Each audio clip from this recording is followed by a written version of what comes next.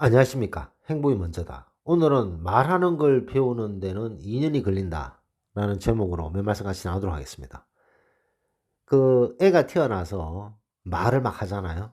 말하는데 말하는 걸 배우는 게 대략 한 2년 정도 걸린다고 합니다. 2살 정도 됐을 때 아빠, 엄마 뭐 이렇게 대화를 하기 시작하는 거죠. 말하는데 한 2년의 시간이 걸리는데 그렇다면 말하지 않는 법을 배우는 데는 시간이 어느 정도 걸릴까요? 고 이병철 회장 명언 중에 말하는 걸 배우는 데는 2 년이 걸렸지만 말하지 않는 법을 배우는 데는 60 년이 걸렸다라는 말이 있습니다. "귀를 입보다 먼저 하라." 이런 말도 있잖아요. 듣는 것이 그만큼 중요합니다. 말을 막 하는 것보다는 듣는 것이 더 중요하죠. "귀를 상석에 두어라. 입보다 귀를 상석에 두어라."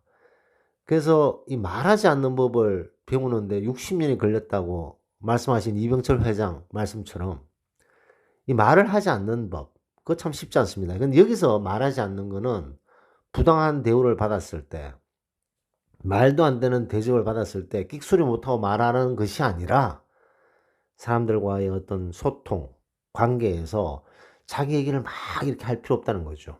쓸데없이 막 자기 말만 하고 "말 많아서 좋을 거는 없다. 그래서 주로 들어라." 말하는 것보다는 듣는 것을 상석에 두어라. 그 말이 핵심입니다. 근데 이 보면 사람들하고 이렇게 얘기를 하고 사회생활 하다 보면 말이 많은 사람도 있잖아요.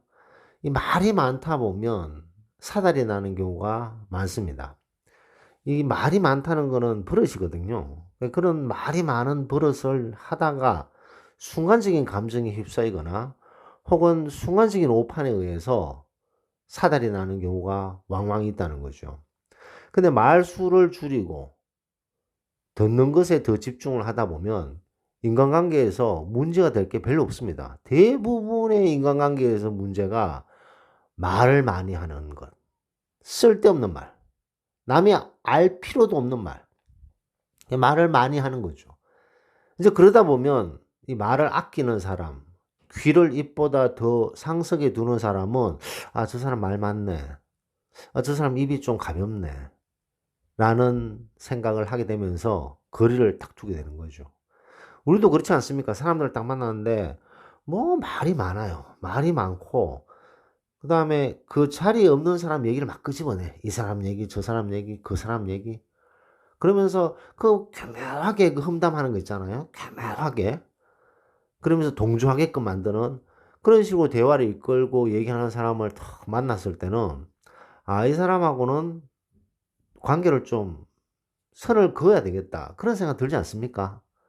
그만큼 말이 많은 것은 그 사람을 천박하게 보이는 지름길이라는 거죠.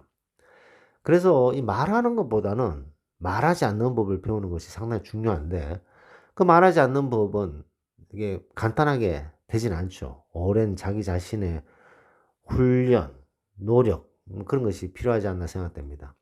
그래서 오늘은 이병철 회장의 하셨던 말씀이죠. 말하는 걸 배우는 데는 2 년이 걸렸지만 말하지 않는 법을 배우는 데는 60 년이 걸렸다. 그만큼 말하지 않는 것을 배우는 것은 쉽지 않다.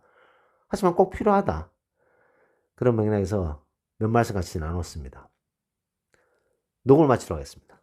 감사합니다.